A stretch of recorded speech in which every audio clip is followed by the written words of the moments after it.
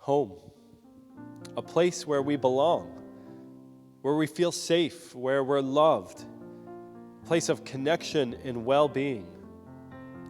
Certainly, we all search after a home. Maybe we find it in our family, in our school, in our church, in a community. But so often when we do find something, we're often looking for something else better.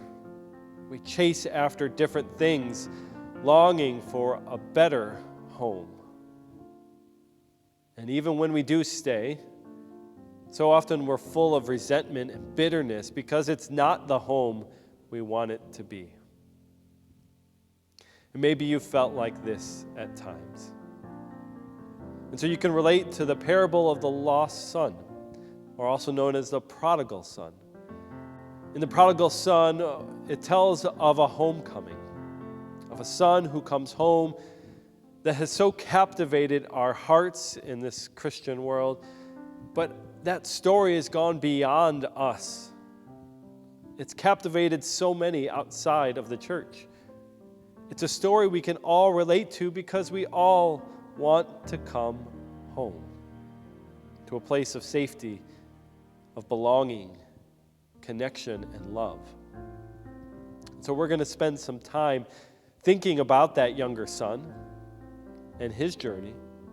But we're also going to look at the elder son who stayed at home and yet didn't have the home he thought he had.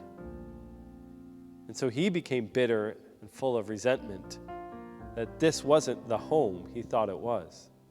And we'll look at the father and his great love for both his sons. There's a great painting by Rembrandt called The Return of the Prodigal Son. This painting captivates us as it draws us into that homecoming moment. We're captivated by the way the younger son kneels to receive mercy.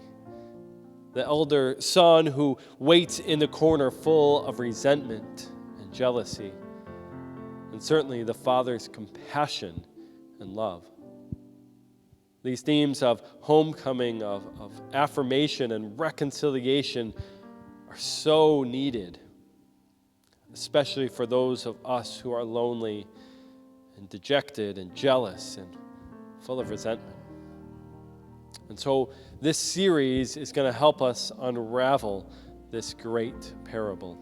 We'll be using this portrait as our focus point, as well as a book by the same name, The Return of the Prodigal Son by Henry Nouwen.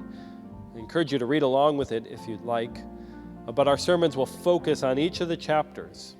We'll spend 2 Sundays on each character. On March 6th and 13th will be the younger son, 20th and 27th of March on the elder son, and April 3rd and 10th on the father as we enter into Holy Week. This Lent, we will be reminded of the love God has for his beloved and how he calls us to love as well. Best way for you to engage with this is to join us for worship on Sunday mornings, either here in person or on our Facebook stream. You can always catch up if you're gone on our website as we post the sermons there shortly after our sermons go live on Monday morning. You can also engage in a great way by joining a life group. We're forming new ones right now. We'd love to get you connected in. And we're seeing a lot of energy and excitement about life groups once again. I think this is really going to help us engage in this story of the prodigal son with each other, together. For we're all prodigals, the young and the old, the elder and the youngest.